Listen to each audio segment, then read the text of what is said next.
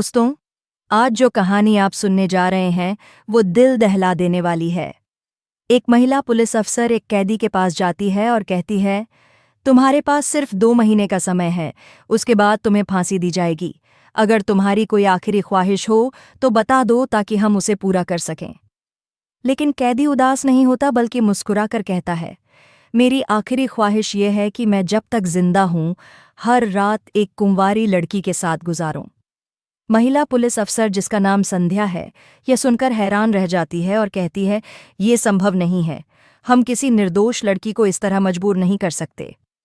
फिर कैदी, जिसका नाम विवेक होता है, कहता है, तो आप ही मेरी ख्वाहिश क्यों नहीं पूरी कर देती?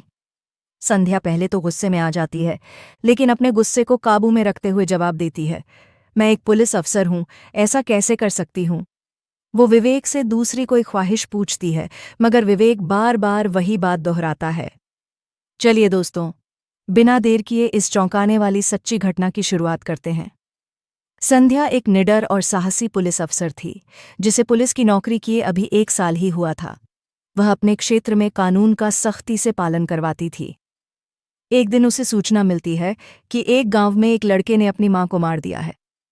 संध्या तुरंत वहां पहुंचती है और देखती है कि एक महिला जमीन पर पड़ी है और एक 21 साल का लड़का विवेक उसके सामने लाठी लिए खड़ा है। संध्या उसे लाठी फेंकने को कहती है और थाने ले जाती है। 24 घंटे के अंदर विवेक को अदालत में पेश किया जाता है और बिना कुछ बोले उसे फांसी की सजा सुना दी जाती है। वह चुपचाप सजा सुनता है और वापस थाने लाया जाता है। एक दिन एक महिला थाने आती है और शिकायत करती है कि उसके घर में चोरी हुई है।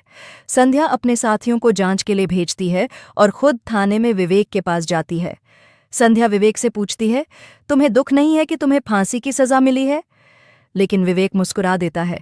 संध्या फिर डांटते हुए पूछती है, तुम्हारी माँ अब इस दुनिया में नहीं है और तुम्हें कोई फर्क नहीं पड़ रहा? इसी दौरान संध्या को कॉल आता है और वो शिकायतकर्ता के घर चली जाती है, जहां जांच में पता चलता है कि चोरी तो उस महिला के बेटे ने ही की थी। वापस आने पर संध्या को ऊपर से आदेश मिलता है, विवेक की आखिरी ख्वाहिश पूछी जाए। संध्या चाय लेकर विवेक के पास जाती है और वही पूछती है। विवेक फिर वही ख्वाहिश बताता है, एक कुंवारी लड़की के साथ रातें बिताना। संध्या नाराज होती है लेकिन संयम रखती है। विवेक फिर बोलता है, आप भी तो कुंवारी लगती हैं, आप ही क्यों नहीं मेरी ख्वाहिश पूरी कर देती? संध्या इस बात से चौंक जाती है और वो नहीं चाहती कि किसी निर्दोष लड़की को इसमें शामिल किया जाए।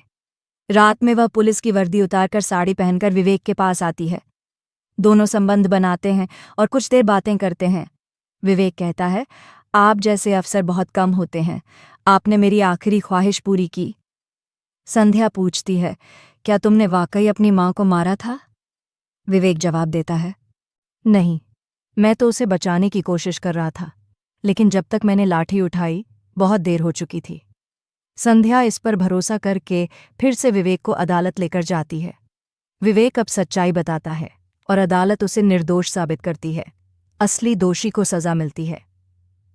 कुछ समय बाद संध्या और विवेक शादी कर लेते हैं, भले ही संध्या विवेक से 3 साल बड़ी थी।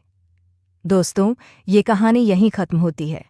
अगर आपको ये वीडियो पसंद आया हो तो चैनल को ज़रूर सब्सक्राइब करें। हम फिर मिलेंगे एक और चौंकाने वाली सच्ची घटना के साथ।